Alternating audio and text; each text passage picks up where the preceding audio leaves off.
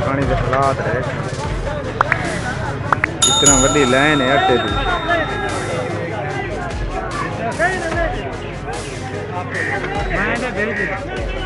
सारे ने भेजे सन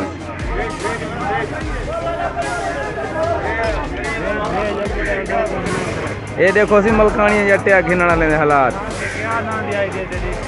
आज मोहम्मद सलीम मलिक अदा कहीं तो सुन नहीं पड़ते थे अदा एक गाड़ी डाक किलो वाला थैला है तो कम 500-700 बंदा आया खड़े किताब पूरा ही करो 700 तो ज्यादा है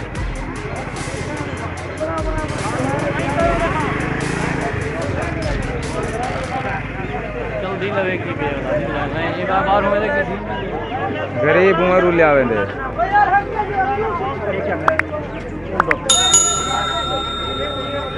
ये बात क्या पड़े ना वीडियो भी है क्या कुआर कैंसे थे खड़े मत्ता के दी पहुंच पोवे मत्ता के दी पहुंच बने वीडियो क्या वास्ते यार की हुकूमत है बंदा देखने की वगैरह ता बने गरीब ऐसे रुल दे बदू आटे वास्ते आटा ही नहीं मिलता देख दस यो तक रश भैन का लंबी लाइन है वो तोड़ तक बनी थी